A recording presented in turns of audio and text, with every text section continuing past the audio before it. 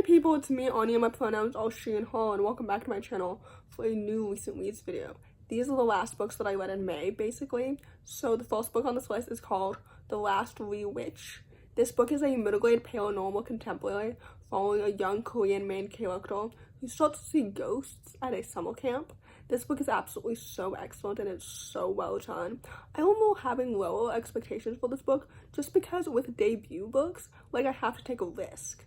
You know what I mean? Like, sometimes a debut book is absolutely so excellent and so good, but sometimes it's rather mid and the writing, like, improves over time. But anyway, with this book, I rated it 4 stars because I really enjoyed it. The world building with the ghosts and everything were done so well. The Korean culture was done really well. I really appreciated it. The characters are so well developed and so distinct. I enjoyed the friendships and the ghosts and the camp setting and everything about it. The plot is so engaging. The mystery is so intriguing and so engaging. This book is absolutely so fantastic and it's so underrated. So anyway, with all that said, I would definitely highly recommend it.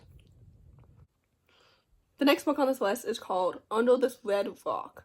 This story is a YA contemporary thriller that follows a young sapphic main character who experiences hallucinations and is trying to solve the mystery of who killed her co-worker. However, it's hard to do that when she can't trust her own mind. This story is absolutely so excellent and it's so well done. Again, I had really low expectations because this time, I don't think I've ever completed a book before by this author, much less rated it 4 stars, and this book was absolutely so excellent. First of all, the mystery was so intriguing and so engaging. The mental health representation was excellent. I loved this book so much. The characters are so well developed and so distinct. I loved her friendships. I love, like, diving into her relationship with her brother and everything. This book is so good. The setting was so intriguing, especially whenever they went, like, underground with the tolls and the caves and everything. Like, this book is so good. The plot is so engaging. I was so invested in the mystery from the beginning to the end. Like, this book is so good and it's so character driven. And, like, that's exactly what I was in the mood for at the time. So anyway, with all that said, I rated this book 4 out of 5 stars, and I would definitely highly recommend it. The next book on this list is called The Redemption of Daya Keane. This story is a YA contemporary following a young sapphic main character who falls for a girl from a religious background who's part of a church that her mom wants her to go to as well, but she doesn't really. I don't know if that makes any sense. This book is so good and it's so fantastic and it's so wonderful.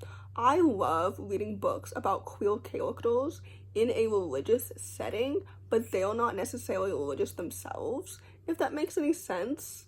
This book is excellent. The writing is so good. The characters are so well developed and so distinct. The plot is so engaging. I love coming-of-age stories with marginalized main characters just in general. The friendships are so lovely. The romance is so cute and it makes so much sense.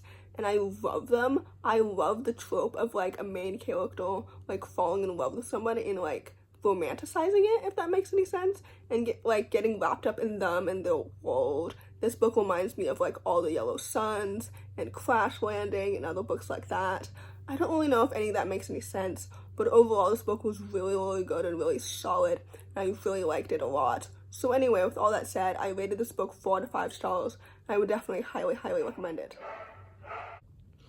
The next book on this list is called Another False Chance. This story is a YA science fiction contemporary following a gay main character who's basically blackmailed into joining this, like, social study, a year after his best friend died. So, I didn't like this book. I'm just gonna be frank with you. I didn't like it. I wasn't really, like, super interested in the study itself.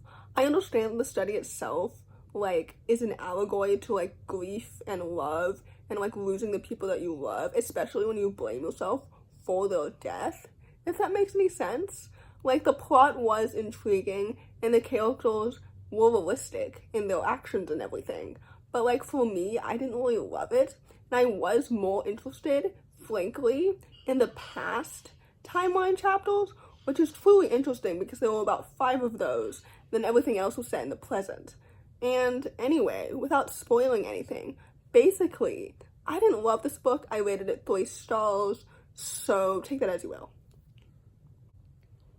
The last book on this list, and certainly not the least, which is also the last book that I read in May, is called Jamie. This story is a middle-aged contemporary following a young, non-binary main character who's determined to find a place for themselves because they've discovered that in year 7, they have to either choose between a boys' school or a girls' school, but since they're non-binary, they don't want to choose one or the other.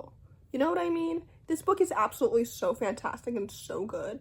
I've been wanting to read this book for so long because even though it recently released in the United States, I think it originally came out in the UK like 2 years ago, maybe just 1 year ago. But anyway, this book was so good. And it was so awesome. It was so emotional, and it was educational at times too. The characters are so well developed and so distinct. I love the friendships. I love the queer representation. Like, this book is excellent. And it reminds me a lot of like Small Town Pride. If you've read that book, like, this book is so excellent, and I knew I would love it because this author previously wrote the Strange Worlds Travel Agency trilogy, which I've loved in the past, and this book was excellent. I think that this might be their contemporary debut, if I'm not mistaken. But anyway, overall, this book is so wholesome, and it's so sweet, and it's so necessary. The representation is excellent. Everything about this book is so good and so awesome. So anyway, with all that said, I rated this book 4 to 5 stars. I would definitely highly, highly recommend it. So in conclusion, in May, I read 41 books. I'm not sure if I'll be able to achieve that high number in June or honestly in July, just because like in June I'll be traveling at the end of June to early July, as well as the end of July to early August, so I'll be very busy this month. And I've said this before, but traveling usually hinders the amount of books that I read in the month, and July is historically the month in which I like read the least amount. But anyway, I hope to pre-film a lot this month to like maintain my consistent content. So anyway, in conclusion, I digress. I hope this video helped diversify your bookshelf. If you enjoyed this video, please don't hesitate to give it a big thumbs up. Comment down below the spider emoji if you made it all the way to the end of the video. Thanks for watching. Subscribe to my channel if you're new. And I'll see you in my next video. Bye!